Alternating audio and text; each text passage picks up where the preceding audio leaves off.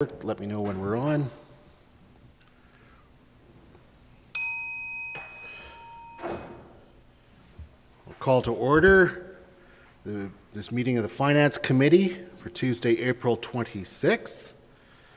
And before turning to the agenda, I'll ask Dr. Cottle if she will make the land acknowledgement, please. Thank you, Mayor Krausert and members of council. For today's land acknowledgement, I'm going to share a video from the Calgary Foundation. They have a quarterly community of practice of people and organizations who are working on racial equity, and they've created a Treaty 7 land acknowledgement using the actual landscape and the voices of Indigenous people from the area. So I think it's a really great resource and tool to know that exists. There's a longer version and a shorter version. I'm going to indulge in the slightly longer version today just because I think it's great for people to know it's available as a resource. If you're not comfortable doing a land acknowledgement yourself, it's a great tool. So I'm going to let the tool speak for itself. What is land acknowledgement?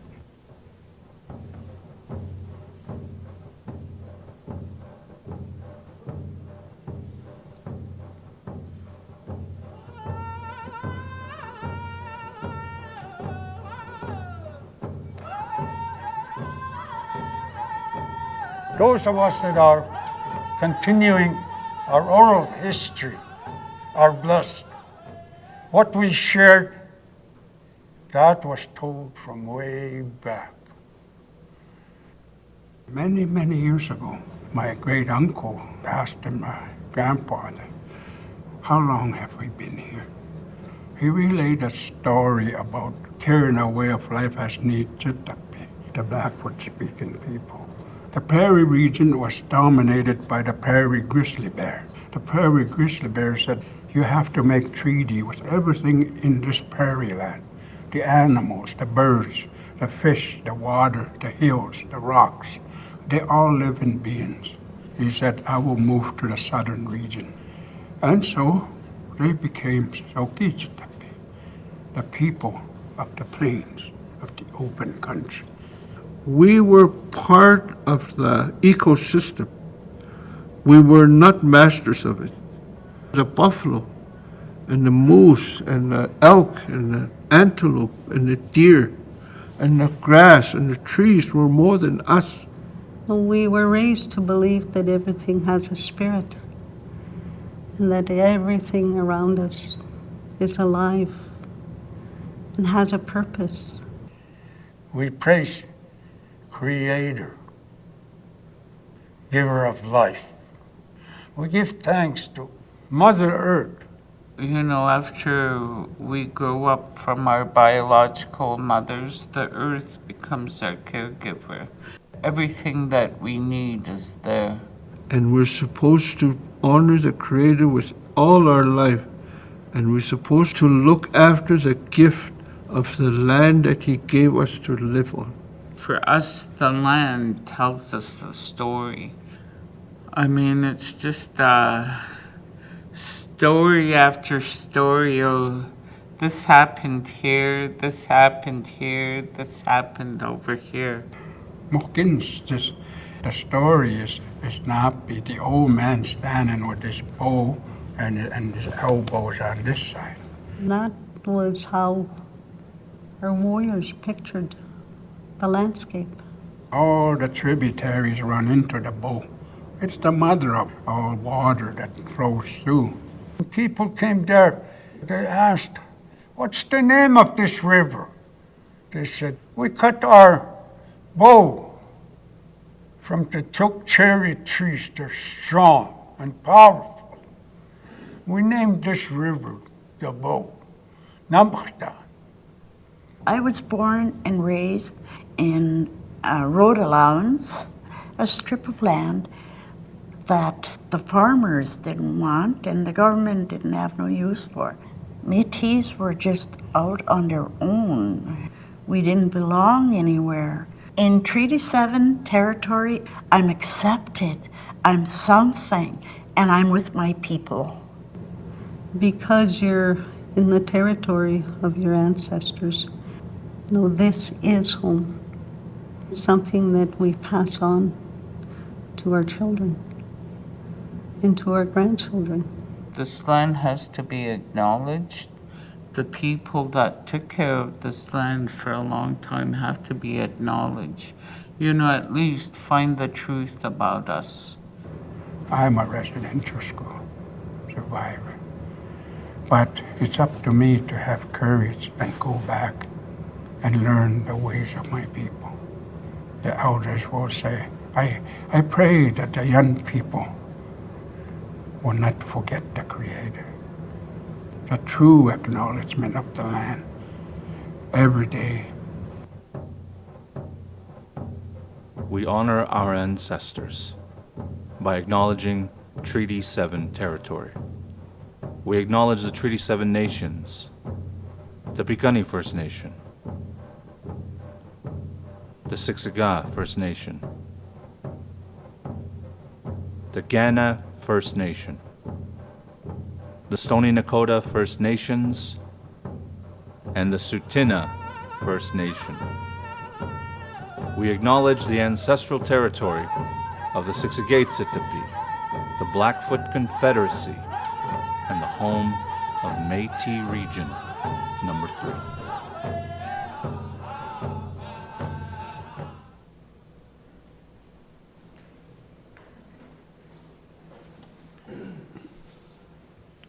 Thank you very much for that. Now looking to the agenda for April 26, 2022 Finance Committee meeting. Any changes to the agenda? Seeing none, I move adoption of the agenda for April 26, 2022 Finance Committee meeting as presented. All those in favor? Carried unanimously. And now we'll take a look to the minutes of the November 30th, 2021 Finance meeting. Are there any errors or omissions? I'm looking at you, Councillor Hillstad. No? Okay.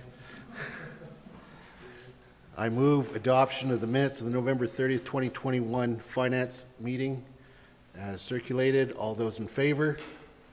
Carried unanimously. And now we'll move to the substance of the meeting. Staff reports. Item D1, Town of Canmore Consolidated Financial Statements for the year ended December 31, 2021. Ms. Richardson, are you going to introduce this section? Sure, I'll kick it off. So good afternoon, members of the Finance Committee. The first agenda item this afternoon is the acceptance of the 2021 financial statements. So as with every other year, a huge amount of effort from our whole finance team has gone into the year-end and audit processes. So first, I'd like to take this opportunity to say a huge thank you to my whole team, including Mr. Irwin and Ms. Reinhardus, for getting us to this point. Our financial statements have been audited by Avail Chartered Professional Accountants, our external auditors, in accordance with Canadian generally accepted auditing standards. And with that, I'll be handing it over to Mr. Scott, partner from Avail, to walk through his report. Mr. Scott, welcome to Council, or actually welcome to the Finance Committee. Thank you for having me. See if we can get this set up. Beautiful. I will try not to take up too much of your time. As always, the information you see on a regular basis is far more understandable than what I'm about to go through. It's laid out in a much better manner, with capital revenues and expenses being offset against one another and operating the same. Subsequently, you will see what is called the bridge, which will bring you between these statements, the consolidated statements, back to your non-consolidated statements and what your actual surplus is for the year. That won't be part of this presentation, but we will go through that subsequently. So it makes a little bit more sense for you, because one question most councils have is, what was our actual surplus this year? These statements aren't really going to define that for you, so your team will bring that information forward to you subsequently. Great, thank you. So what we'll cover today, we will run through the independent auditor's report. We will see the financial results. Some of the notes to the financial statements will be mixed in with those financial results. We will look at the indicators of financial condition, which is comparatives to other municipalities. And we'll also run through the management letter and the post-audit letter, which we can do in camera at your choice, or we can do it as part of the meeting. So just a couple of housekeeping items. Do you prefer if we asked questions at each part, or save them to the As end? we go at any point in time, feel free to stop me and I can answer any questions. Great, thank you. And I know that the recommendation is to accept the consolidated financial statements. Can we do that before going in, like, is the auditor interview that would be in camera, should that be happen before we approve them? We can do it on either side. Okay, Absolutely, up to the Finance Committee. great, thank you. Please proceed. So the independent auditor's report, as we said earlier, we audited the financial statements in line with Canadian auditing standards and in line with public sector accounting standards, and we determined that the financial statements were indeed in line with these standards and were thus have a clean opinion on the financial statements.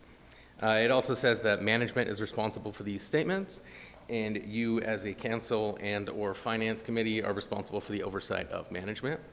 And as auditors, we are responsible for identifying and assessing material misstatement, for understanding the internal controls of the town, for evaluating the policies and estimates, concluding on the going concern assumptions, so your ability to continue on into the future, and to evaluate the presentation of the financial statements. And because we had no issues with any of that, once again, a clean opinion. So the first thing I'll take you into for this year is the revenues. So what it will go through is essentially snips of the actual financial statements, the parts which I believe are the important parts. We can definitely have questions on any other parts of the statements as well. But we'll take you through what I believe to be the most important stuff. So revenues for the year, this is going to go through what happened on the operating side. These will be the operating revenues for the town. So we'll compare this year to last year and note any large differences. So taxes were up about $1.5 million this year, and as you can see, that was in line with the budgeted increase. The user fees were up about $3.7 million. So we had an increase in utility rates and in usage last year. Very dry year, a lot of water was used in most municipalities. We had an increase of paid parking this year. There was some filming revenues that came in, and there was also property sales and housing. As these are consolidated, those would be included in here as well to help bring up those user fees by $3.7 million compared to last year. The government transfers were down about $4.2 million from last year. It's mainly going to be the MOST funding, so the Municipal Operating Support Transfer Grant that came in for COVID purposes. That came in and was spent for the most part, so we'll see a large decrease there this year. The investment income, like every organization, we've seen a decrease there, so we're down about $500,000 this year for the town. Development levies were down as well. So last year there was about $1 million that came from the MD of Bighorn for Dead Man's Flats that was included in that revenue, obviously not there this year. License and permits was up about $1.1 million with increased development in the town. And franchise revenues were up with rate increases from both Fortis and from ATCO. So overall we're going to see an increase in revenues compared to last year of $1.2 million. And this is going to be the operating revenues. Any questions on that one? Perfect. We'll move to expenses. One fancy new thing the Municipal Affairs did was add some subtitles here. So this is a change from last year. It makes absolutely no difference to financial statements, but it's new, so I'll point it out for you. These are going to be your operating expenses, and it'll also include amortization, which is a non-cash expense, and that's taken the life of the tangible capital assets. The cost of it over the useful life of those assets. $10 million of that is included in these $57 million of expenditures. So on the expense side, we're going to have an increase in expenditures of about $3 million. Administrative expenses were up this year, about $1.4 million. So we filled some positions that were vacant in 2020 and had some additional HR costs related to COVID this year as well. Roads, streets, walks, and lighting was up about $420,000. Some wage increases in here, but the majority of this is going to be non-TCA expenses. So some things won't either meet the tangible capital asset threshold to be capitalized, or they're deemed to be more of a repair and maintenance and get moved into there, and thus we've had more of those this year. On the public transit side, we see that we're down about $206,000 from last year. In the prior year, some of that MOST grant was flown through to Rome Transit or Bow Valley Regional Transit, so that would have accounted for the majority of that decrease this year. Public housing, the costs were up about $1.8 million. As on the revenue side, there was more sales happening this year, and that's the cost of those properties that were sold come through on this side. Other recreation is down about $734,000. Most of the public recreation was closed down for the year, so we're going to have less expenses going through. With people not working, there's less wage expenses. And some of this is offset as well by the HBO contracted services that ran through on this side. So overall, we're going to see that $3 million increase on the expense side. So we'll pull you here. So here's a little summary. As we can see, the revenues are up 1.2, expenses up about 3. So we're going to have a decrease in comparison to last year of what that surplus was. So the operating surplus is about $3.7 million, which includes, again, $10 million of non-cash expense with amortization. Below that, we bring in capital revenues. Wow. It was an exciting one. That's how we're trying to make these presentations more exciting, random noises. Yeah. So capital revenues this year, 18 million that came in. Contributed tangible capital assets about 1.2, so 19 million of capital revenues, which leaves the town with a surplus of $23 million this year. So this statement will not include any of the debt repayments, transfers to or from reserves. It does include that amortization, but also doesn't include the capital. So we show all the revenue that came in for capital. We don't actually show any of the expenses offset to it. So this surplus, although yes, it's a surplus for the year, it has been used up on other items. So we'll bring you through the cash flow statement just to show you a little bit of what that looks like. $23 million surplus. When we adjust for amortization and contributed assets, which are non-cash items, we can see that the town produced $32 million from operations. When we adjust for other non-cash working capital items, so if we are paying down any prior year payables or spending any deferred grants, so those are going to be externally restricted grants if we would have spent those and recognized them, that also shows as a decrease in that cash. So we'll show at the end of this that we have cash from operation of $20.8 million on a cash basis. With that $20 million, we spent about $28 on capital. We also had a net change, an increase in our investments of about $1.6 million, so it took some cash on a net basis, put it into investments. And the town also had $10 million of new debt and paid off about 8.7 of old debt. So a net increase there of about 1.5 million on the debt side. That leaves you with a decrease in cash this year of $7 million. So even though there was a $23 million surplus shown on the last statement, we actually spent $7 million more than what came in on a cash basis during the year. And that would be funded through prior reserves or from essentially reserves is where it's coming from. We'll take you to the financial assets now, or what the town owns, and the liabilities are going to be what the town owes. So as we went through the cash and temporary investments, we just went through them in the cash flow statement. Taxes are going to be down about $230,000 this year. So in the prior year, there was an extended deadline because of COVID relief. Those have come down this year. The trade AR, we can see it's being down about 1.9 million. With less capital going on this year, there's less GST receivable. There's also the housing receivable is being paid off as units are being sold, so that's decreasing as well. The investments in future housing developments is going to be Peaks Landing. Those are all the costs related to that housing. And in general, the investments, as we spoke about, went up 1.5 million. So the financial assets, or what you own, came down about $5.7 million from last year. So some money has been spent. On the liability side, or what you owe, we see a decrease here, a significant decrease of $13 million.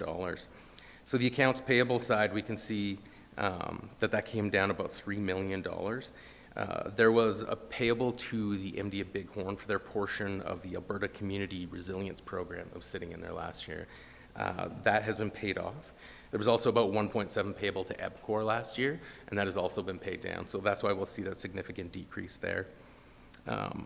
With the deposits, we're going to see less capital overall as well, so that's going to decrease our accounts payable. Capital projects always bring timing of payments and have larger payables generally at the end of the year. We'll run through the deferred revenue in the note subsequently, and as we talked about, long-term debt was up a net of about 1.5. So the net financial asset position of the town has gone up from $13 million to 21. So essentially, if you have to take all of your assets and pay everything you owe right now, you would have $21 million left over. And that's a significant increase of about $7 million from last year. So the improved financial position in comparison to last year. I'll show you the deferred revenue note just so you can have an idea of what's in there for spending. So this is as of December 31st. This would be the externally restricted unspent grants. So it has to be spent on specific items, and if it's not, it would be returned to the funder. We can see that the major spending this year that would have happened, the FREC funding, or the Flood Recovery Erosion Control Program. We'll also see a significant decrease in the Alberta Community Resilience Program. The Cougar Creek funding has gone down from $11 to $7 million, as well as the CCBF, the new Canadian Community Building Fund, the old federal gas tax fund. They've just changed names on that, so we've included both sort of renows, and half of that has been spent as well. Still a lot of projects, a lot of money there for new projects. The next thing we'll show you is the non-financial assets. So the non-financial assets are going to be made up of prepaid expenses, inventory, and tangible capital assets.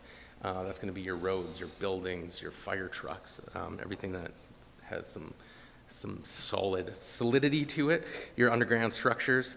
Your inventory for consumption in this case is going to be from housing. This is going to be Wolf Willow units for resale. So that's the $3.5 million you'll see there. For tangible capital assets this year, there's about $28 million of additions and $10 million of amortization offsetting that. So the Cougar Creek construction, once again, is $11 million this year, probably your most significant. Various projects as far as the transportation improvement program, sidewalks, road paving, water mains, new fire trucks, lake infrastructure. Everyone knows what they are here, $28 million worth of expenses that happened this year. So a significant investment, although that was down from last year's $41 million of capital. The accumulated surplus now is going to be left at $407 million, so an increase from last year. That's made up of unrestricted surplus as of December 31st of $12 million. So we've had an increase there of a couple $1 million. Internally restricted reserves, and I'll show you your reserves in a moment, are at $58 million. And then we can see equity and tangible capital assets at $336. So on an overall basis, we've increased every one of our accumulated surplus accounts, which means an increase, again, in the financial well-being of the town, moving in the right direction. All of your reserves would be the next thing, just to show you the breakdown there. So we'll see that we had a decrease in operating reserves this year and a significant increase in the capital reserves this year, so moving up almost $5 million in the reserve side.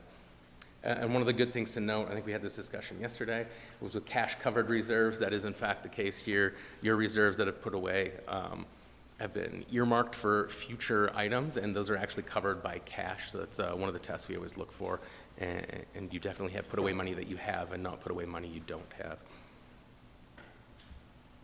The last thing we'll go through is just the debt limit. Your debt limit right now is sitting at $84 million. So I would not suggest getting right up to that level. You're currently a little under 50% of that at this point in time at $39 million. And one thing to note, as a municipality, you've chosen not to include the reporting entities in your debt limit calculation. So those have been taken out of this calculation. Can you explain that? Yeah, so if you were to include the debt limits, in this case, you would have the total debt limits based off of generally 1.5 times all of the operating revenue. Mm-hmm. So if I can bring you back on this, possibly.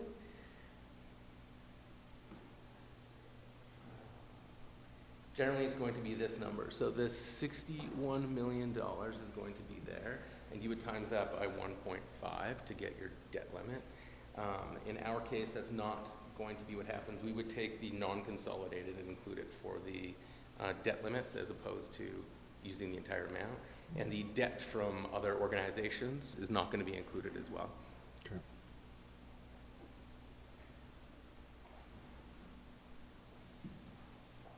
And that was the end on the financial side before we get into the indicators. So I guess, is there any questions on the actual consolidated statements prior to looking at how we compare to others? Not all at once. Nope. I'm thinking no. Please proceed. Beautiful. We'll run into the indicators of financial condition. So these are going to be, they come from statistics provided by Municipal Affairs. We've gone through, created these comparatives, so downloading the information. The one weakness to this is that if there are prior period adjustments in any municipality, those wouldn't be reflected through these numbers. Not the biggest deal in the world, but just so you know the weakness here. In your case, as a town, you are going to be the blue line. The red line is going to be the town average. So this is an average of all towns in Alberta. There are 105 towns in Alberta. The green line is going to be the comparable town average. We take your population and we take 25% higher and lower. Unfortunately, there's only 4 other towns in that same area.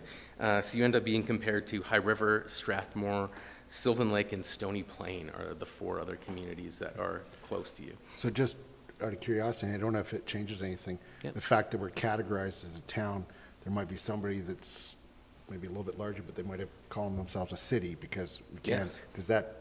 Yes, and so that is the last line, which is the purple line. Okay. And we take any municipality, whether they be a county or city, an MD with a similar population range. So we go 25% higher and 25% lower to put them in there. And there are 14 of those that do include. Right. And that would be like the city of Brooks, I believe, is included in that as well. So that's a good example. So I just want you to know what those lines were so you can see what those comparatives are as we look through. The first graph we'll look at is the assets to liabilities. So total assets, this includes the tangible capital assets, the inventory. You can see that as a town we're climbing, 6.43. The comparable town average is about 6.8.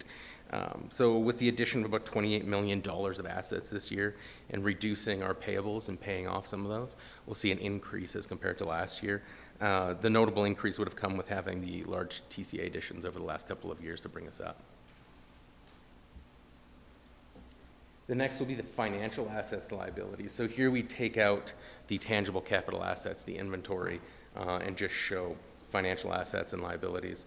So we can see that we have a 1.28 marking, so above average here. And again, we used up a lot of the deferred revenue, so we spent some grants, and the new debt came in. So this is going to bring us to a little bit above average, but not too far off in line with the others. The current ratio, we can see that we're up to the town average here. This is going to take current assets and current liabilities, so we'll exclude your debt. And having paid off a significant amount of those capital payables, the MD of Bighorn payable last year, if cash and the liabilities come down at the same dollar amount, when we're talking about 16 million of liabilities to about 70 of assets, is a much more significant change, and that's why we'll see the growth there this year and the raised number, but a healthy number in comparison to the comparable communities. The next is going to be operating expenses to taxable assessment. And as you can see, the town is much lower than all of the comparative amounts. Generally, this is going to be as a result of having a higher taxable assessment in comparison. And you've been steadily, as a town, below the line and continue to be so. The next is public debt charges to revenue. So we can see that coming down this year. In comparison to last year. So operating revenues have gone up a slight amount, and as we brought down debt repayments, we can see that coming down. So we'd expect this to continue over time as the debt continues to be paid off, the current debt. The debt to revenue, so on an overall your revenues to debt percentage. With the increase in long-term debt this year and a reduction in total revenues, which includes the capital revenues, we see this coming up a little bit. So in the prior year, there would have been additional capital revenues bringing that up as well. The next is going to be infrastructure investment. We can see a nice little triangle shape here on the blue line. This is because last year, with the $41 million worth of capital expenditures, that would have brought you up to the top of this on a comparative basis. Spending half of that this year will obviously drop you back down. And this will vary on a regular basis depending on the capital projects that are going. The next is going to be own source revenues to the taxable assessment.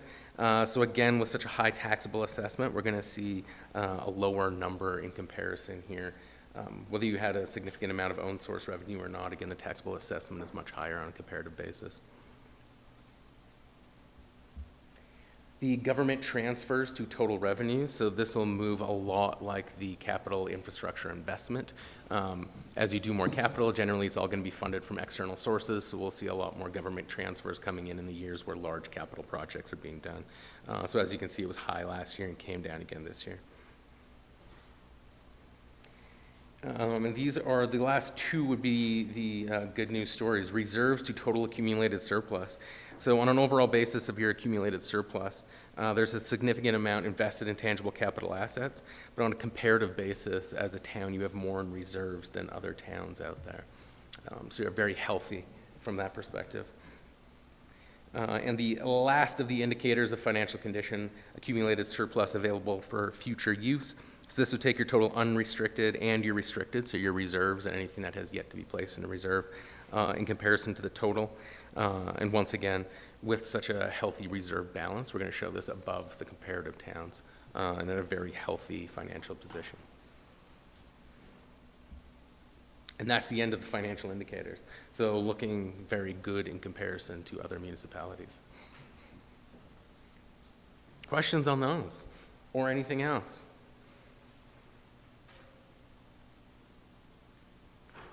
Seeing none. Thank you for the clarity.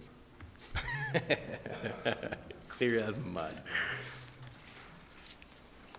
And then we can either go into management letter in open session if you would like, or we can do that in a closed. I would look to the CAO or the clerk. What's the usual practice and what's the recommended practice as far as going in camera or not? Usually, admin leaves, you go on camera, and then when you come out of in camera, you make the motion and the staff report. Okay, then let's do that. Okay. I will move that we go in camera, speak with the auditor about the management letter. All those in favor? Carried unanimously.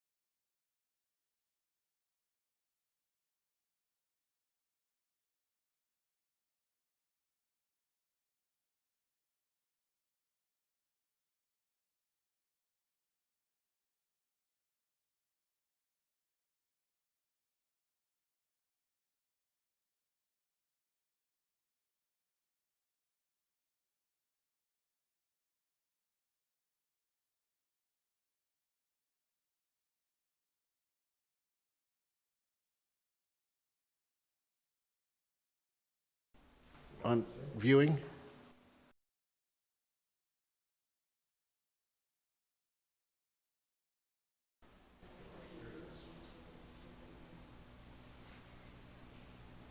Okay. Are we back live streaming? Okay, thank you. All right, we're back out of camera.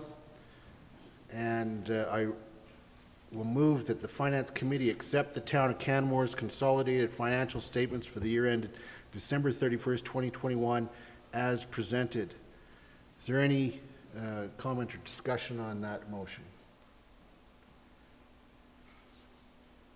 I'd just like to thank all of those involved on both internally on our team as well as through Avail with your services. It's obvious through the reports and letting you in on what we heard is nothing but good things and that there are no problems arising. So I thank you and I encourage you to keep on along that route. With that, I will call the question. All those in favor? Carried unanimously. Thank you. So we'll move on to item D3 now, and that's the 2021 Administrative Financial Report. I'm not trying to be as brief as you were. It's like record setting.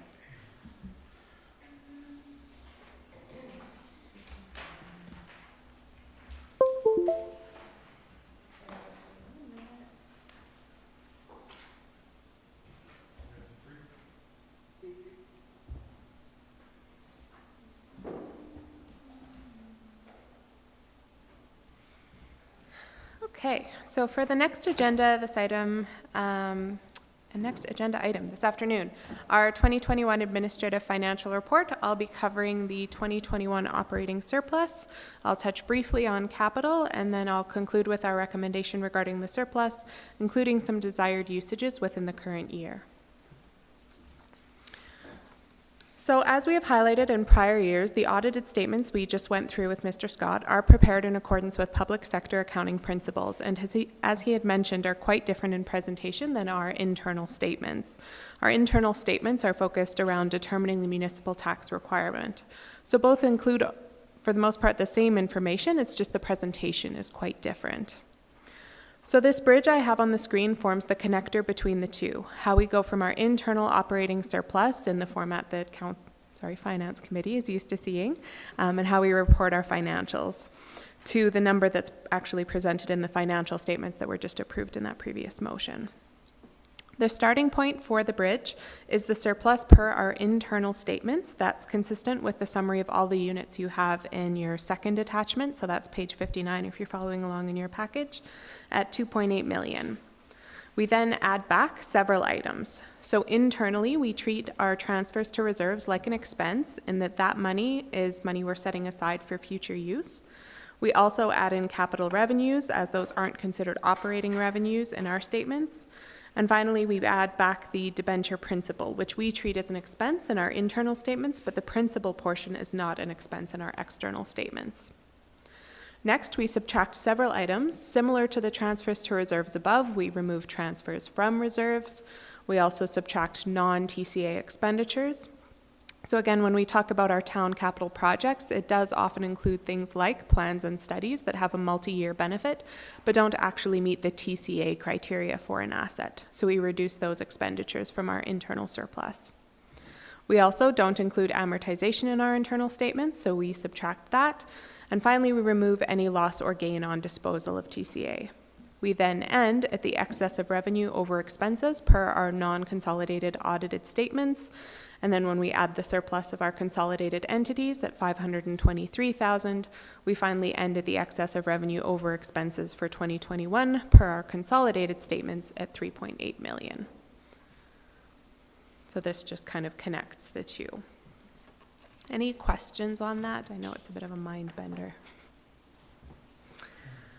So again, the 2021 surplus per our internal statements totaled $2.8 million. This represents approximately 4.9% of the total budgeted annual expenditures of $57.3 million. Historically, our surpluses had been in more of the 2 to 3% of our expenditures range. However, given both that municipalities are not permitted to budget deficits, and then combined with the tumultuous nature of the past couple years, given the impacts of COVID-19, we believe this to be a reasonable result. Carrying on kind of in that thread, 2021 was not the year we had expected going into it, if you'll recall back to the time we were actually preparing the budget for last year, especially with the continued prevalence of the COVID pandemic. The assumptions made at that time the 2021 budget was prepared ended up playing out significantly differently, with continued facility closures and impacts to staff of continuing to deal with pandemic conditions rather than the work that we had actually planned for 2021. So a number of factors contributed to the overall surplus of $2.8 million.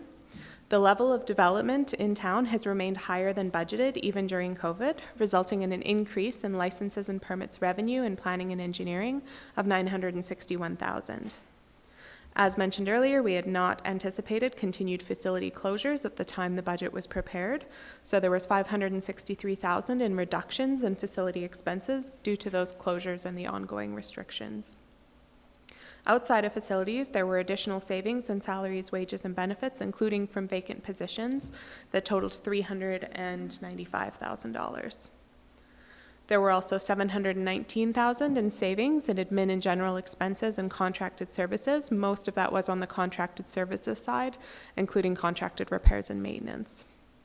The net changes in all other areas totaled $175,000, which is how we get to our total internal surplus of $2,812,810. So these are just the biggest buckets of some of those changes. There were obviously a lot more ups and downs in individual areas and individual line items. So this is the level of detail I was going to walk through for today's presentation.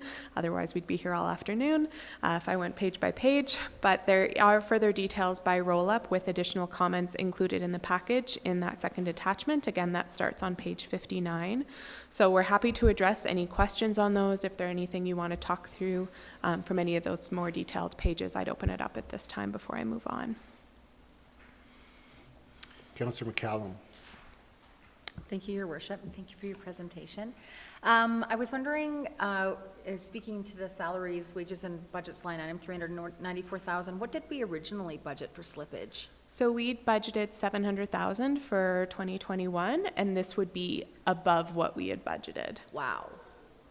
And correct, and excluding facilities impacts that are captured in that second line item. I don't think I've ever seen a number that high.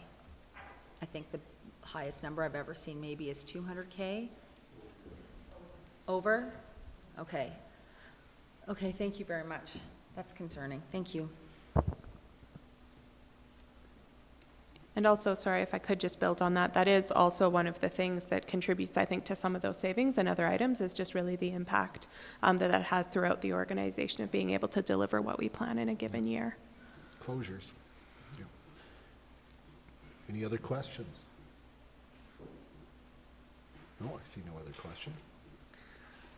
So I'm going to move on to capital. So included in attachment 3, which starts on page 81, if you're following along, are all the projects that were budgeted for 2021. And this does include previous year projects that were still in progress and carried into 2021 from previous years. The report includes the spending, the budget, where the funding came from, as well as the project status. Also included are schedules of reserves and deferred revenue, which shows transfers in and out, including the usage of those funds, as well as the ending balances. So again, there's a lot of detail there. Wasn't going to necessarily present anything more on that, but I did want to give the opportunity if there were any questions on any of the data that was included in that attachment.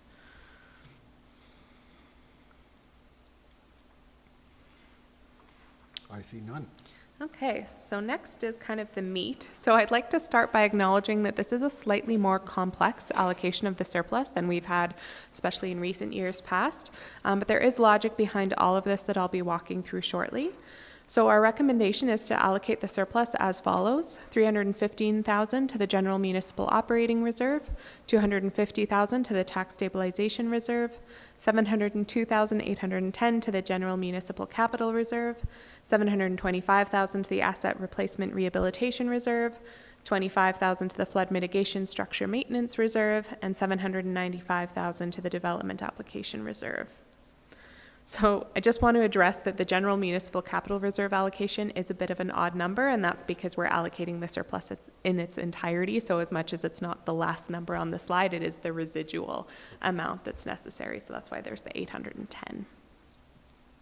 So next I'll walk through a little bit about how those numbers came to be. So first is the general municipal operating reserve with the recommended allocation of $315,000. This contribution is recommended to fund 2 additional 2022 asks around market adjustments for staff, as well as to address recruitment challenges. I'll speak to these a bit further when we talk about some of those planned 2022 usages. Next is the tax stabilization reserve with a recommended allocation of $250,000. This contribution is recommended due to the planned draws in the current and future years to phase in the RCMP and fire service costs, as we would have spoken to at budget time, and due to the flexibility that healthy balance in this reserve provided during the past 2 years of the COVID pandemic. Then there's the general municipal capital reserve with the recommended allocation of $703,000. This contribution is recommended to address a couple of different pieces. So the first is to fully reinstate the amount of the contributions that were cut during COVID. And secondly, to start to address the shortfall of contributions when compared to the funded capital projects in the recently approved 5-year capital plan. So we had more that we were funding from this reserve than contributing. So we're trying to address some of that. Continuing on, there's the Asset Rehabilitation Replacement Reserve with the recommended contribution of $725,000. So there are actually 3 parts to this recommended contribution. The first is to replace the planned contribution increase that had been cut during the 2022 budget cycle. And the next 2 are similar to those we just spoke of for the General Capital Reserve. So fully reinstating the amount of contributions cut during COVID and addressing the shortfall of contributions compared to the funded projects in that 5-year capital plan. Next is the Flood Mitigation Structure Maintenance Reserve with a recommended contribution of $25,000. So again, this contribution, similar logic to what we were just speaking for the asset replacement rehab, but to replace the planned increase in the contribution that had been cut during the 2022 budget cycle. And then finally, the Development Application Reserve. So with the recommended contribution of $795,000, that contribution is based on the planning and engineering surplus revenues in 2021 in accordance with the reserve policy language Ms. Smithers had covered when this new reserve was recently created. Any questions on any of that logic? I just love it when council is able to see that in fact a surplus will cover what we're cutting out. It's just love it when a plan comes together. Exactly. That's completely tongue-in-cheek, Mr. Crowley. Sarcasm might not come as well across in YouTube. So next up, this is somewhat atypical for these finance committee presentations. So typically we allocate the surplus, that's pretty standard. But this year, from those allocations, there were also several needs that have been identified since the time that perfectly planned budget was approved that we would seek to fund from these allocations. So as mentioned earlier, the contributions to the General Municipal Operating Reserve were based on 2 new identified needs. The first is for additional market adjustments for staff for a total of $275,000 that's to be funded from those general municipal operating contributions. This would be to address further salary market adjustments that have been identified. Many needs were identified, particularly after the impacts of the last 2 years of minimal increases for staff. So we did have $200,000 that was approved as part of the 2022 budget that's already been distributed, but primarily that was focusing on operational staff. There is that $200,000 wasn't sufficient to address the majority of the adjustments that were desired to be made. Secondly, $40,000, again from that general municipal operating reserve, is recommended to be spent on contracted resources for HR. So the current year-over-year increase in recruitment is at 100%, and so these additional resources would help to address the number of position vacancies that the HR team is currently dealing with. Kind of connects to what we were just seeing on the slippage side with how many vacancies we've had organizationally. And again, those impacts, while these resources are to help the HR team, those vacancies impact across the organization. So next, as discussed earlier, the level of development within the town remains higher than budgeted. As such, from the Development Application Reserve, $220,000 is recommended to be utilized for an additional resource within each of the planning and engineering departments to support this high volume of development applications. So those first three uses were all around identified operating needs. The last one is a capital usage. So the original budget for Project 7231 for the Civic Center hybrid workspaces was only $50,000. And since that time, the need for office furniture related to the redesign and noise reduction measures have been identified. So we're proposing to have a budget and scope adjustment of $110,000 to be funded from the General Municipal Capital Reserve. One last piece I wanted Sorry, you said 110,000? Says 100, right? So the original budget was 50. We'd be looking to add an additional 100 to take the total budget for the project to 150. Perfect. So one last piece I wanted to touch on with regards to those usages. So the only one of those items that will impact future budget years is the market adjustments. So that $275,000 will increase the starting point for the 2023 budget.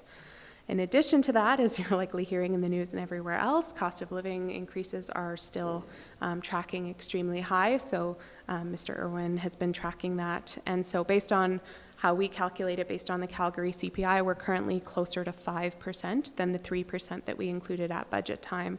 So that would be a further $370,000.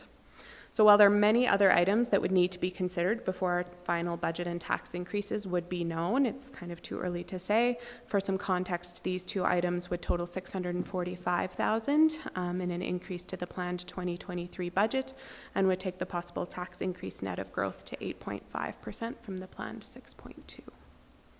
Again, just some context. So again, our recommendation is two parts. First, that the Finance Committee approve allocating the 2021 operating surplus as follows. I won't go through that all again.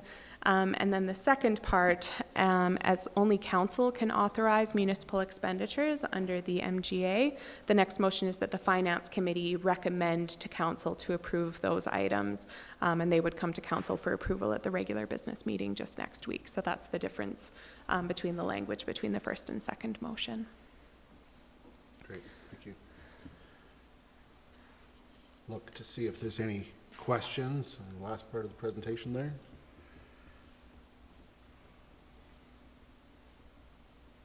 Seeing none, thank you very much, Ms. Richardson.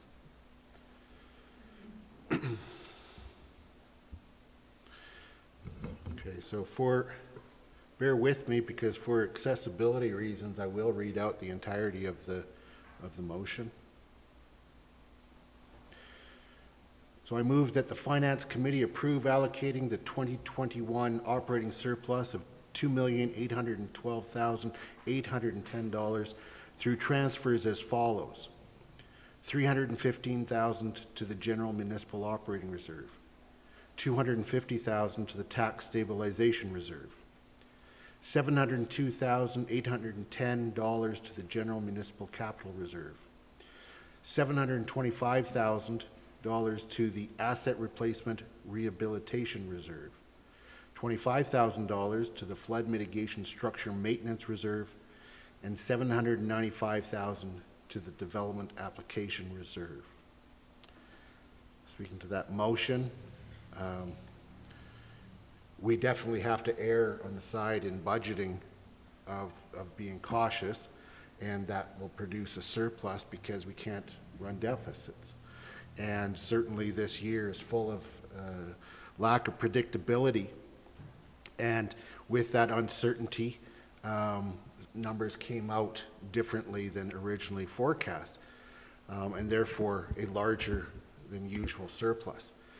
The benefit is that it does allow us to catch up in many ways to things that had been cut or were not funded when during the initial years of the pandemic. And I hate it that we're talking about years of the pandemic.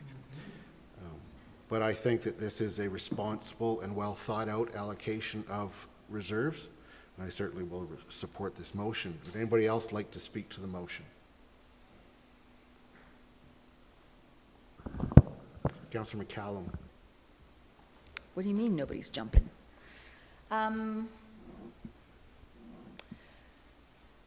This is a surprising number, but I'm surprised, but I'm not surprised. I know that the ups and downs of the last 2 years have really been the catalyst for this result. You know, in 2020, our reserve, our surplus permitted council to actually respond to COVID really responsibly. And so I'm really proud of that response and that use of the surplus. You know, at the time, and we're still in somewhat of that position, we realized that there was a 50% chance that everything we did might be wrong or maybe right. So I think my biggest concern, and it's not, and this is responding to it, is the continued slippage that we see year after year after year after year. And that number keeps getting bigger and bigger, which means we continue to be unable to fill positions, which means reduced services to the public, as well as extra pressure on the existing staff itself, which does not make for a great, healthy administration. So I'm in support of all of these things, but in particular, quite supportive of the increases to the market adjustments, rather, that are proposed for personnel. And I think we've all seen this day coming for a while. I know I have, and I've kind of chatted to it in council every year, but, or finance committee rather, but this year it's, I believe, more important than ever. What we do at this moment in regards to our staff is going to make or break us moving forward. And it's not the answer, but it's a component of the answer. So in a roundabout way, what I'm saying is that I am happy to support this motion. And I thank administration for bringing forward such a well thought out plan that allows us to continue to address our goals in terms of savings, as well as take care of our people, which is really important. Thank you. Thank you. Would anybody else like to speak to the motion? Councillor Graham? Just a quick comment. I too, this is a big surplus, and I think the reason I'm going to be supportive of this is because inflation over the next couple of years could be significant, and this will allow us to buffer those increases over the next while. So with that in mind, I will be supporting this motion as well.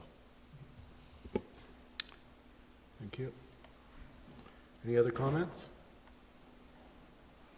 Seeing none, I'll call the question. All those in favor? Carried unanimously. Move on to the second recommended motion. I move that the Finance Committee recommend to Council to approve the following. Approve additional market adjustments for staff of $275,000 to be funded from the General Municipal Operating Reserve. Approve additional contracted resources within HR in 2022 for $40,000 to be funded from the General Municipal Operating Reserve. Approve an additional development resource within each of the planning and engineering departments in 2022 for a total of $220,000 to be funded from the Development Application Reserve. And approve a scope and budget increase to Capital Project 7231, Civic Center Hybrid Workspaces, from $50,000 to $150,000, funded by $100,000 from the General Municipal Capital Reserve. And I will support this recommendation to Council, and keeping in mind what Ms. Richardson had reminded us, is that only one of those amounts impacts the budget going forward. And I think that's just the reality of the cuts and the zero increases that were made over the previous years. And it's pay now or pay later, and it's now later. So, yeah. Anybody else like to speak to that motion? Councillor Faubert?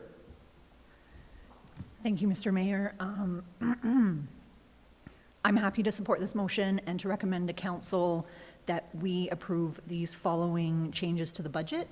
I think looking at the surplus, having examined our audited financial statements and our current financial health, this is the perfect time to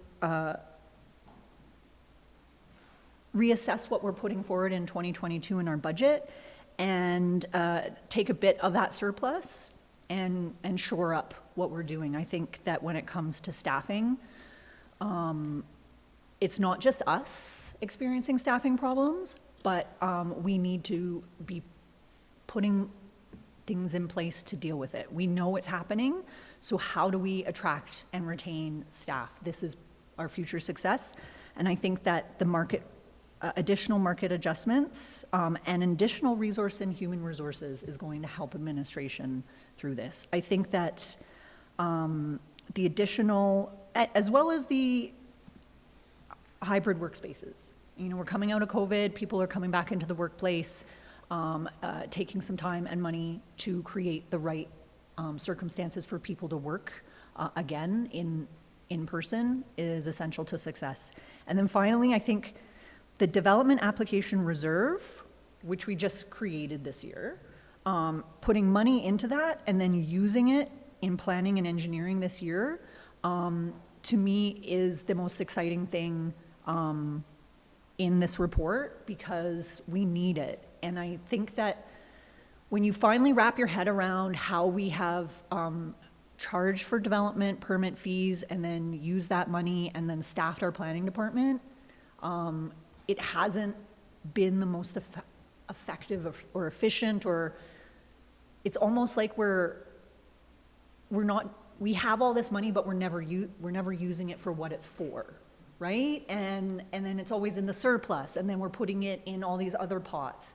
And then we have this department within our organization that is under pressure and needs more resources, but we never aren't putting them there. And I'm really excited to put them there. And I think that that also includes in the budget approval, the development planner that we put forward and the projects in the capital budget. This just puts more resources towards what it is we're trying to do as a council. So we're going to vote on this again when it comes to council. So I'm happy to recommend that we do that and to move forward with these. Thank you. Thank you. Councillor Ma.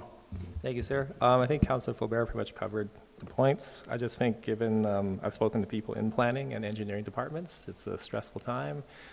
They're understaffed, and on the flip side, we also hear from the community how they would like to see different paces of processing being finished up, permitting, et cetera, those timelines, and this will help move that in the right direction. Thank you. Thank you. Councillor Hillstead. Thank you, Mayor Krausert. I also will support this. I think these are very well thought out, and there's really nothing else to say because kind of all been said. So, thank you. Any other discussion? Seeing none, I'll call the question. All those in favor? Carried unanimously. Thank you. We'll now move on to item D4, 2021 capital project summaries. So the next agenda item is those 2021 capital project summaries. Similar to some of the other ones, I don't have a presentation for this agenda item. It's really about providing the opportunity for any questions on all of these projects. So as a reminder, any WIP projects were in progress as of December 31st, 2021. This was a snapshot in time, as we're now almost at the end of April.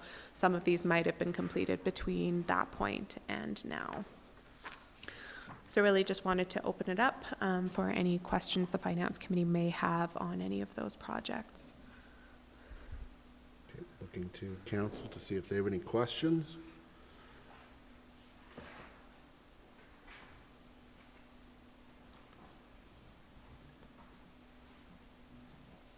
I'll give just a moment in case people are flipping through the pages.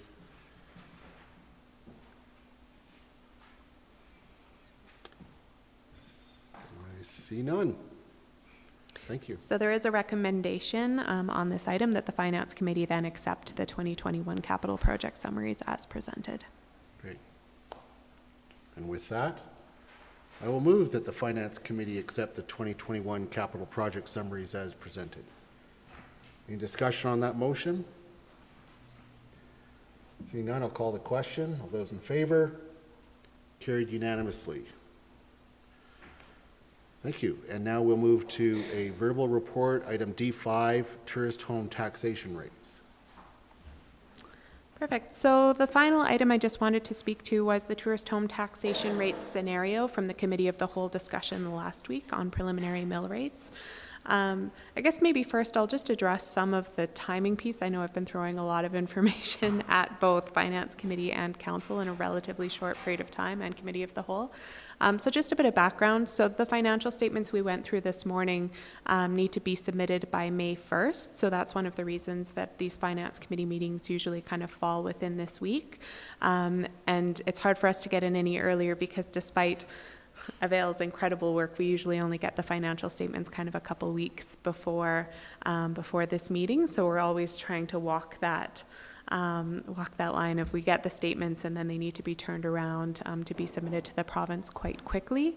At the same time, we're kind of in the midst of the mill rate planning right now. So we're bringing those next week. We brought it to the Cal last week. I know there was some discussion about whether that was more appropriate at the Finance Committee today or at the Cal meeting last week. Ultimately, for the Finance Committee, since the package for the agenda meeting is being published tomorrow, again, this just gave me the time to do this work that if I was getting it today would be hard to turn around for tomorrow. What governs those timeframes also is we did just yesterday was our Assessment Review Board appeal deadline, and that's dictated by when we mail our assessments. So we mailed our assessments back on February 14th, and then there's a certain number of days that need to pass, and that just expired yesterday. So that allows us as administration to know the potential exposure from the appeals we've received ahead of setting our mill rate. And what determines when we send our assessment notices is dictated by our tourist home statutory declaration deadline, because we need to have those declarations submitted so that we can send people the appropriate assessment notices. So it really is kind of a domino effect from kind of January 31st till now of how these dates need to come together. But I just want to acknowledge the challenges that I appreciate there are around trying to turn all this information around within a quite constrained period of time for yourselves. There's been a lot of information in those reports today. So moving on to the tourist home taxation rates. I've also updated this slightly from the presentation last week based on the most recent assessment changes. So at the top is the original scenario showing the municipal mill rates for the residential, tourist home, and non-residential classifications. So these are 2.278, 6.607, and 7.018 respectively. And that's where you can see the ratios in comparison to the residential rate at 2.9 for the tourist home, again in alignment with our current property tax policy, and the non-residential ratio slightly higher than that at 3.08. Below that is the alternate scenario that we've prepared now for the tourist home ratio at a rate that's set to the same as non-residential. So this drops the residential mill rate to 2.261, and then the tourist home and non-residential rates would both be at 7.018, and the ratio for both of those would then be consistent at 3.1 to 1 when compared to the municipal. Next, we looked at the impact those municipal mill rates would have for median properties in each of the residential and tourist home categories. So the median residential property is assessed at $800,000, and the municipal taxes only under the original scenario would be projected at $1,823. With the alternate scenario for tourist homes, the taxes would instead be projected at $1,809, so a decrease of $14.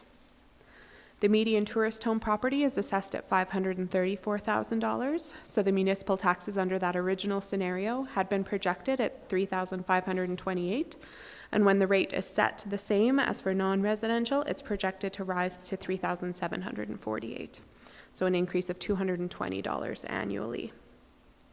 So as a reminder, both because of the assessed value differences, but also there's a big difference in the number of properties in each of those categories, which is why the differences are as substantial as they are. So there's about 9,250 residential properties, give or take, including tourist homes that have filed for personal use and vacant residential service properties, since they pay that residential rate as well.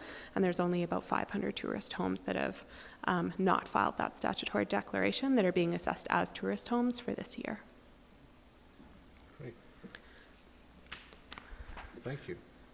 One last piece I've prepared, again, a little bit different than the tourist home information we were just looking at, so we can absolutely go back to that. But finally, in response to another question from that last meeting, we did pull together some recent history on the education tax requisitions from the province.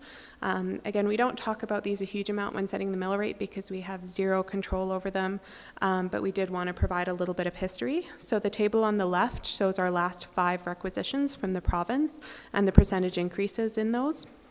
And then the chart on the right just shows that visually, that increase over time.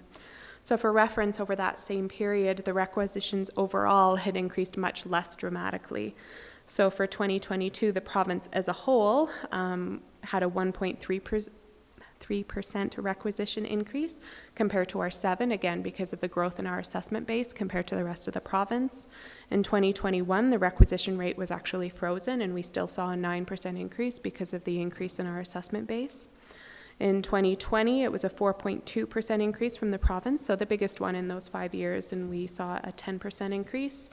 In 2019, there was a really minor increase from the province. We still saw 4%. And in 2018, I believe they actually held their requisition in that year as well, and we still saw a 6% increase.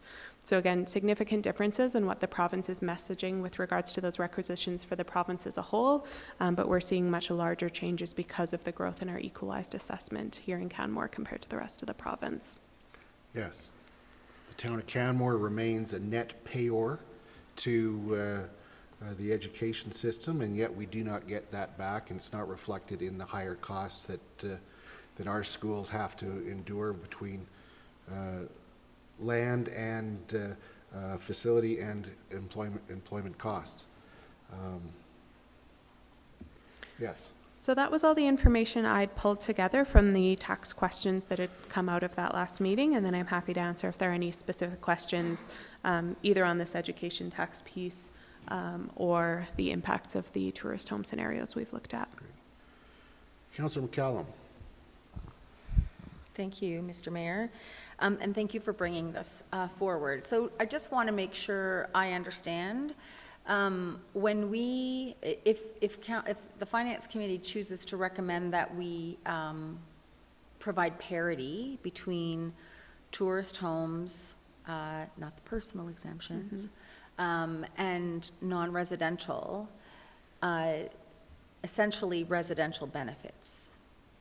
Correct. Right. Slightly, so the residential tax by very much, not very much, but yeah, absolutely, by a slight amount. And so it does not, and I didn't expect this to happen, I just want to confirm this openly, that it does not impact what commercial pays in terms of, it doesn't change that piece of the pie. Correct. So it's that piece between what's municipal and what's residential, I should say, and non-residential for our municipal taxes is determined by that tax split, the 65-35. So the changes that we're talking about within the tourist homes and making them at par with the non-residential only affects everything within the residential portion of that split, which is why we see the change to residential and tourist homes. But you're correct, there's no change to the rates the non-residential properties will pay, which is why I've left them out of this analysis. Which is fine. It just provides parity between the two uses, or classes rather, in my mind. My second question is on the education tax slide that you provided, and this could be information that you don't have today, and if you don't, that's fine. With the way MSI is going to be calculated moving into the future, how is that going to affect what our education tax looks like? Because it's my understanding that the MSI in previous years took into account what our education levies were looking like in terms of what we received. So my recollection is that MSI isn't necessarily tied to the education tax, but they both had, MSI had a component that was also tied to assessment. Right. So to the extent that we were paying more in education tax related to our increased assessment, So actually, we it's, were it's also. the assessment piece that actually, I'm getting like the motion behind you from Mr. Irwin. Thank you. Thanks, Mr. Irwin. I don't have an interpretive dance, unfortunately, but yes, so. He can do it from his seat. That was, one of the things was that there was some recognition that as the education tax moved in relation to our assessment base, that a portion of the MSI was also acknowledging that increase in our assessment base. Yes, because of the population piece. Now, it's and I could be, there's people here with more historical knowledge than I have, that previous Mayor Casey, when he was on the AUMA board, managed to organize that in terms of how MSI was funded to municipalities to take into account a higher assessment base based on the fact that many communities don't have the ghost population or non-permanent population that we have. So it was trying to balance those two things, but now that's going away, or it's potentially going away based on what I'm hearing at Alberta municipalities. So does that essentially mean possibly our education requisition could go up even more? Again, I think they move independently of each other, but one thing I am watching very closely is with the change to the LGFF, the new funding framework from MSI, is they have indicated that not just is the envelope less, but they're also revisiting that allocation methodology. So should we see assessment, which historically has helped to offset some of the education tax we see, should we see assessment come out of the criteria for how they're allocating the LGFF, we could be kind of hit on both sides, that our education tax would still remain high because of that assessment base. But if there's no acknowledgement of that assessment base and what we're receiving then in our funding, then that doesn't help us moving forward. But again, I haven't seen anything concrete yet. I know there is a lot of advocacy work going as to what Alberta municipalities is trying to be involved with in terms of helping to provide recommendations for what that allocation framework will look like, but I haven't seen anything concrete on that yet. My concern would be should assessment no longer form part of it.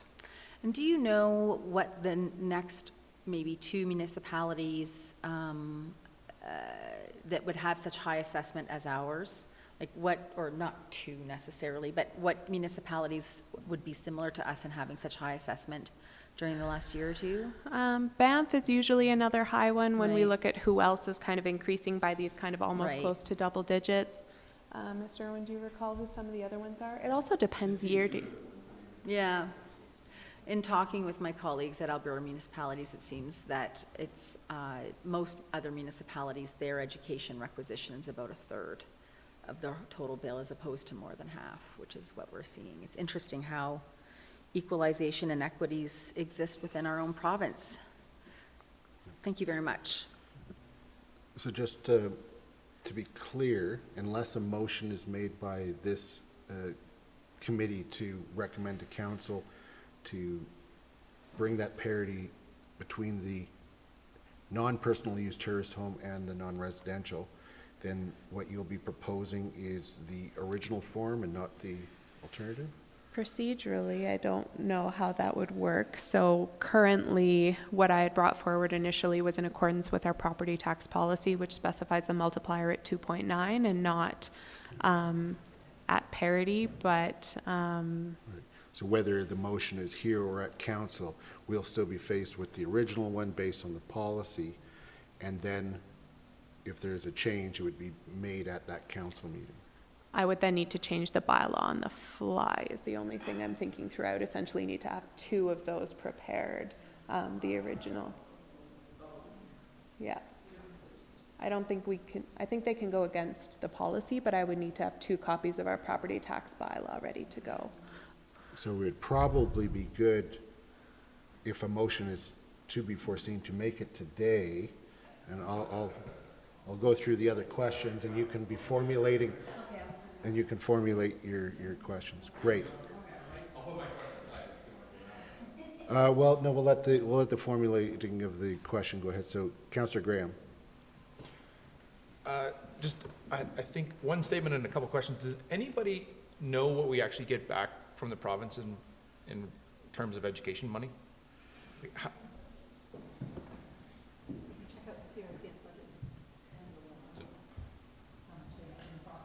Yes, but does anybody know that number right now?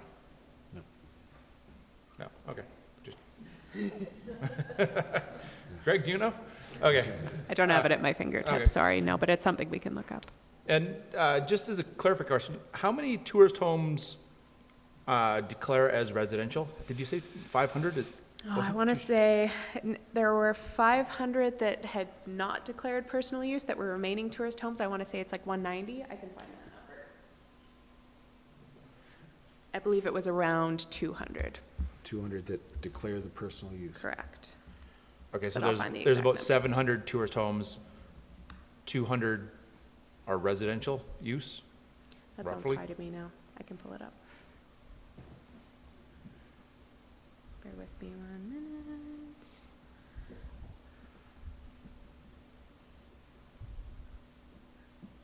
And we do see changes in that from year to year. Mm-hmm.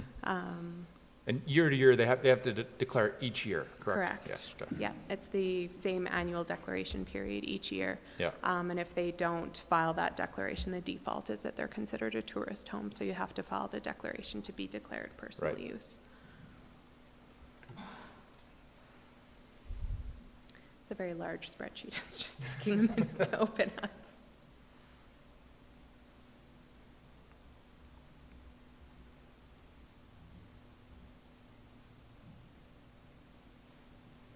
Good grief. Just thinking. Okay, there we go. This is just giving Councilor McCallum time to formulate her.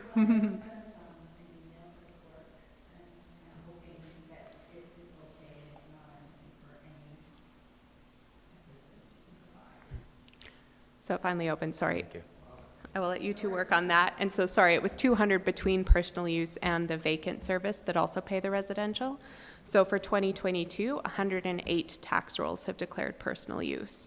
So the total tourist homes across the two categories are 607 for this year. Okay. But only 499 will actually be impacted by the change we're looking at. Okay, thank you very much. Great. Councilor Faubert. Thank you, Mayor Krauser. So the ratio for tourist homes that we have used up until this point is in the property tax policy. Does that property tax policy give any direction on process in terms of changing a tax ratio? For example, I get the sense that we're considering this for this year before we would change the policy. But does the policy give us direction that we need to change the policy first or do engagement or? Not that I can really recall. Most of what the property tax policy speaks to when it talks to kind of parity and equality, I can't remember what exactly the words are, but is really in relation to that split, which was all those charts we looked at in comparison to other municipalities who are in those neighbor and competitor data sets. The challenge is the tourist home classification is really unique to Canmore, so there aren't necessarily other indicators we would look to externally to indicate that change. So we've had internal discussions about that policy came out of the work of the property task. I can never get it right. Task force. Thank you. At that time, I think it's something that we could consider as to whether factors have changed within the community sufficiently since that time to warrant a review overall of the recommendations that were made at that time that are kind of encapsulated within that policy. With the exception of this, we did look at that policy last year when we were bringing a number of policies to council for review, and we thought it was still serving us quite well overall. But it could also be a time to revisit maybe not just the multiplier, but also the tourist home class generally, and whether that's still meeting the objectives that program was initially intended to address. But again, as I believe I spoke to at the meeting last week, that would need to be a much broader project than just the finance team because it has implications on the planning side and the rest of it as well if we were to revisit that classification as a whole. Does the policy have any direction in terms of when we should like review it or reform a task force to look at it, or it's kind of we did it, we have this this guidance, and now it's up to us to use it. And we've continued to lie within that same, the middle of that data set, so there haven't really been any red flags that the policy might have identified from those comparators that would indicate that we should revisit it. But again, other than that, there's no specific language in the policy that would address how often that should be reviewed. And then the ratio for tourist homes, as what it is now, what was the rationale to set it at that, which is slightly less than non-residential, but above residential? And I'm, Rick? Mr. Irwin? Yeah, so we're not quite sure why it's like... It's always kind of been that middle ground between Yeah. residential and commercial, that it wasn't, I think at the time, necessarily considered to be, I shouldn't say commercial, non-residential. It wasn't quite considered to be non-residential, but there was acknowledgement that the benefits were greater than a regular residential property that didn't have revenue opportunities. But much beyond that, we would have to dig into that history from the time. I'm sorry. Does the CAO want to Well, speak Mayor to that? Krausert may know the answer to that last question. I'm wondering if that's from your time on. Yeah, I don't remember the specifics Okay. around that. Yeah, we can look into that. But just to your other questions, Councillor Faubert, we do review the policy every 4 years. And council at any time can make a choice to not follow your policy or make a change from what you're doing. So this change wouldn't be out of the norm. If you remember at budget time, we didn't make the contribution, or you chose not to make the contribution to the Art Trust, even though that's part of policy. The policy didn't change, but that was a one-time, one-year decision. This would be similar. And then if we wanted to look at making a more permanent change to the policy, that would be a different task. But it's not out of the ordinary for council to do something like that. Should that be included in the motion, or is that something separate? Reviewing the policy? Well, Bring back the to policy. review the policy to include this sort of change going forward or something? Yeah, I think if you wanted to make the change next week at the regular council meeting as we're setting the rates, that's one thing. But then if you'd like a larger review of the policy, there's no harm in giving administration that as direction. Okay. I have one last not tourist home question. Property values across Alberta are going up. I know we do assessment by the mass assessment. Next year in Alberta, with all assessments going up, how could that impact us? Like, because ours, we represent a major portion of the assessment, so we pay more. But if everyone else's assessments are also going up, could that in the future mitigate or reduce what our increases tend to be? So I think the challenge is how much we're increasing in relation to everyone else, that our increases are just so much greater than the increases generally speaking, especially in some of those earlier years when communities who really benefited from oil and gas might have had high assessment values that then tanked. Not to put it very well, but that impacted us. But so if our assessments, hypothetically, were to rise at the same rate as all other municipalities across Alberta, we wouldn't see an increase in our education tax unless the requisition increase overall. I always get the expression wrong, but it's like a rising tide rises all ships. If we all go up by the same amount, then we actually wouldn't see our proportion increase. The challenge is even when assessments are going up across the province, they're not going up by the same percentage growth that we're seeing here in Canmore. Our growth just continues to kind of outstrip the rest of the province, and that's why we're seeing our portion change at such a radically higher rate than what the province is messaging overall. If that wasn't the case for 2022, if we'd gone up by the same amount every other municipality had, we would have only seen that 1.3 that the province actually passed on as an increase, not the 7, if that makes sense. Totally. Thank you. Yeah, you were number one. Councillor Ma. The doobie is number one. Geez. Quick question, Ms. Richardson. With this year's assessments, what was the volume of appeals? Was this an outlier year, consistent to other years? I'm just curious. So this is hot off the press, so sorry, administration might not even know this yet. So we knew about 4 before yesterday, and by the end of the day yesterday, we're at 53. So that is substantially higher than we have been at the last year. Now, again, as I've spoken to in previous years, not all of those might necessarily go all the way to a hearing in the fall. Really, we encourage people, if they haven't resolved any differences with the assessor by yesterday, in order for those conversations to continue, they have to file an appeal. So we're hopeful that the ultimate number of hearings we'll have this fall will be some number less than 53. But we are seeing a significant uptick in the number of appeals we're receiving. Okay, and just on that, is it possible to get a little more granular of those appeals?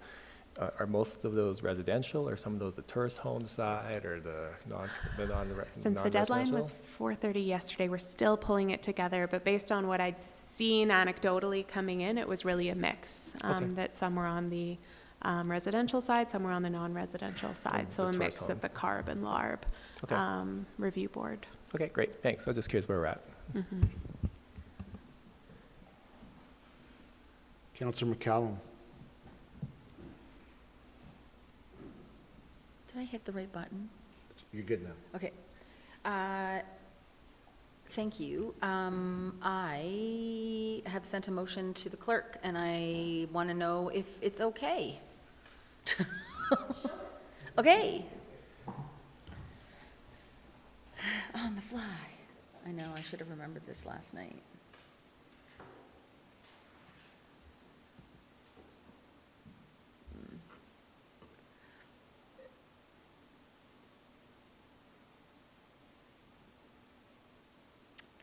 So in this motion, I have directed admin to propose a change to the policy, but based on the discussion that I've just heard, I'm not sure if that's the most appropriate approach.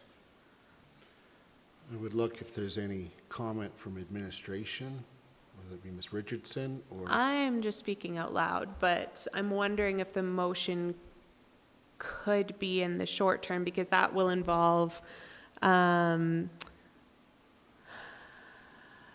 I guess I would fix the policy and then I would fix the bylaw. I'm just wondering if the short-term motion is to direct administration to prepare the property tax bylaw for 2022 with parity between the non-residential class and the tourist home class, and then almost a second motion for us to reflect that in the property tax policy. Okay. Again, I'm just thinking of what I would need to do between now and the package getting published tomorrow, and I think the short-term fix is getting the bylaw correct, as we had spoken to, and then I would just like a little more time to process what the best way to reflect then the actual language of the policy is, if that's going to be guiding us going forward, So, if that makes sense. Thank you for that. So what I would like to suggest is a friendly amendment to that second one, but the motion be that the motion that the Finance Committee recommend that Council direct administration.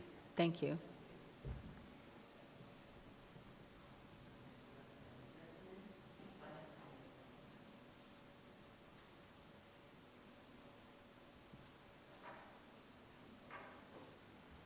Recommend, yeah, sure.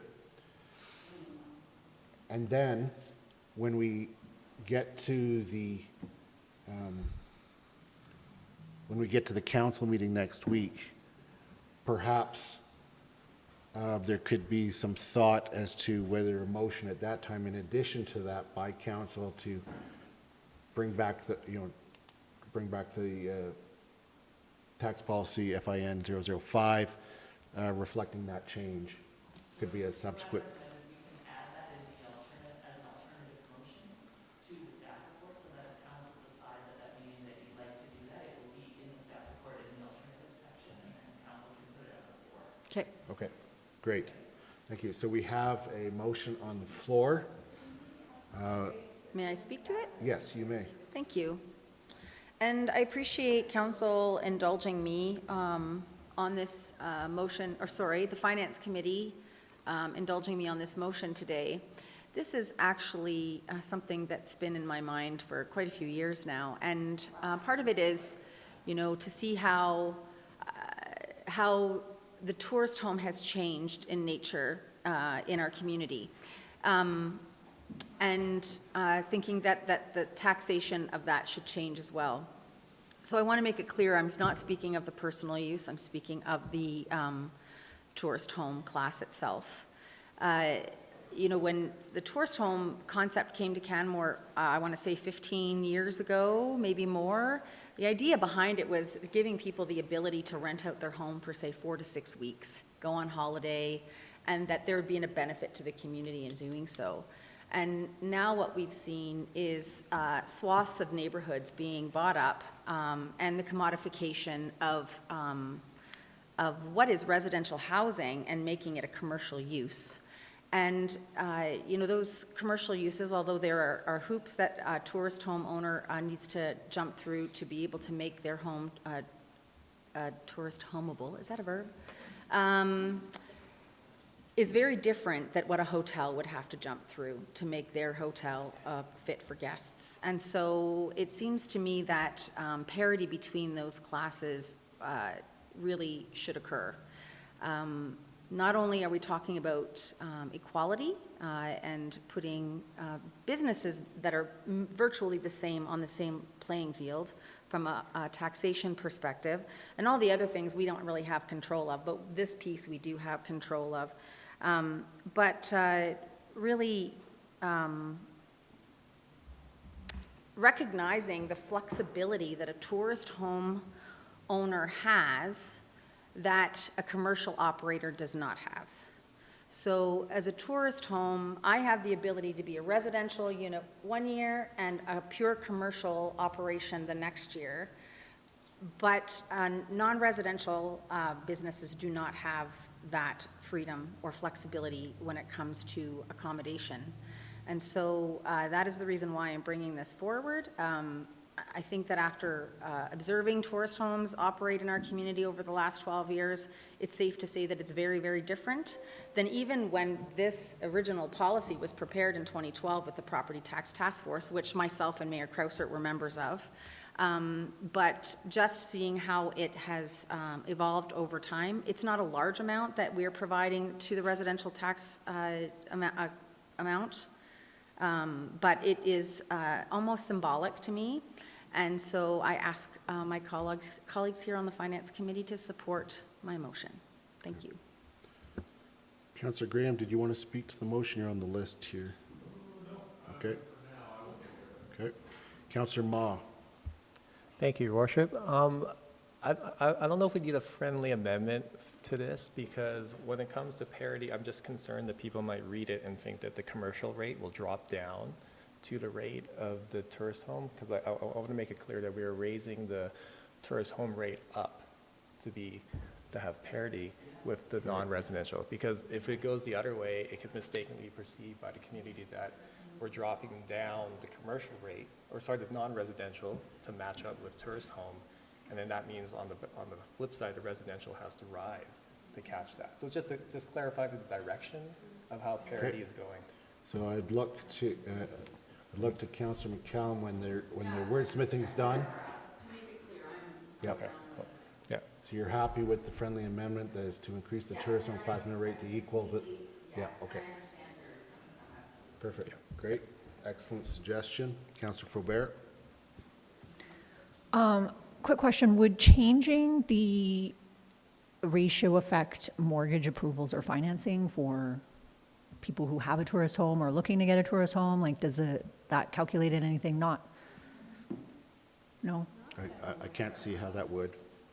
Well, I know when I got a mortgage approval, they calculate how much you pay in taxes and and that goes into that stress test of if you can afford it, but, okay. Go ahead. Councillor McCallum. So it's my understanding from speaking with real estate agents as well as in particular brokers that tourist homes, if they are purchased as a tourist home, they are actually, you can't get a mortgage for them. Okay. They are not financeable. Sorry, that's not true. Not financeable with less than, I believe, a 35% down payment. So it really, what we've seen in particular in TP Town is people coming in with a residential application in a tourist home zoned area, and then after they get their financing and their construction loans in place, then they go through the process of applying to the town for their tourist home zoning, which then allows them to run it as a tourist home and increases the value of the property before its occupancy's even been permitted. Okay. I'll support this motion because I do think that tourist homes are a commercial use. And I think that that's why they're assessed commercially. My one concern is that we're doing this in this process right now, and the owners of tourist homes might feel that that doesn't allow them to participate in a conversation about how they're being taxed. But we have some time before this comes back in front of us to hear back from the community. So I look forward to being able to understand how this is going to be received in the short term. Thank you. So 1 week. Yep. We're changing your taxes in a week. Well, what do you think? That's our job, is to set the rates. Councillor Graham. I too will support this motion. I think taxes can be used as incentivizing and decentivizing. And in this case, increasing the tourist home tax rate should encourage more folks to go residential on that zoning. And if that was the case, I'd be more than pleased. I hear all of your reasons for wanting to put this motion forward, the parity with the commercial side, the investment side of it. Years of doing investment real estate, these are businesses. These are about making monies and return on investments. Yes, it will have an effect on getting mortgages. It's an increase in that expense side, but these properties are doing just fine these days. So I'm here to fully support this motion. Councillor Hillstead. I will also support the motion. As Councillor McCallum said, there is flexibility within tourist homes.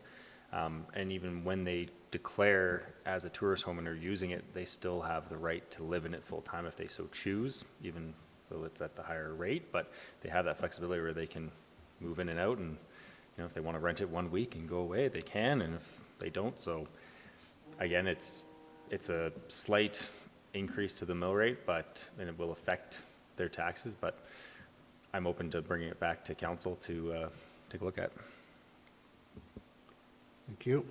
I'll also support this motion. The tourist home class is essentially a non-residential subclass of our residential, and therefore should be taxed at the non-residential rate. Councillor McCallum, did you have something you wanted to add? Yeah, I did. I just wanted to state, thank the Finance Committee for their support today, but I also wanted to say out loud that I have heard from some of you about wanting to have a broader conversation about the tourist home and how it not just fits within taxation, but fits within our community. And so I don't want you to see this motion as trying to jump that process, because that's not my intention. It's something that's been sitting in the back of my mind for a while that I was hoping I could get some approval from my colleagues. But I do believe that we need to have a broader conversation about the tourist home and its positive as well as negative effects in our community, and how we would like to position it as a class as well as a use in our community moving forward. I don't, it's not something that's pounding on my brain to get done, but it's something that I would like to see us address in this term if we are all amiable to that. But I just wanted to say that out loud to make sure you all knew that I've heard you, and I hear that, and I am in support of that. But right now, this is the first step from a financial perspective. And I think that there's been some voices within the accommodation sector that have been asking for this as well, and this is in response to that. Thank you. Councillor Ma. I'd like to say I'm in full support of this, and in reference to your conversation, Councillor McCallum, I think that'd be a really timely and helpful conversation to have moving forward this term, for sure. Councillor Mera. Thank you, and I'd like to thank Councillor McCallum for bringing this forward. I know it's been on her mind for a few years now, and we've had a couple discussions about it, but I think this will even the playing field. It gives the owner of the tourist accommodation or tourist home the flexibility, and everything else has been stated, but I'm in full support. Thank you. Seeing no one else wanting to comment, I think we've all spoken to it. I will then call the question on the motion that's on the screen. All those in favor? Carried unanimously. And just for those that may not be able to see what was on the screen, the motion was that the Finance Committee recommend. It was essentially that the Finance Committee recommend that Council direct administration to prepare the property tax bylaw for 2022 to increase the tourist home class mill rate to equal the non-residential class mill rate. Thank you, everyone, for that. We've now reached the end of our agenda, and so I'll move that we adjourn the meeting. All those in favor? Carried unanimously. Thank you.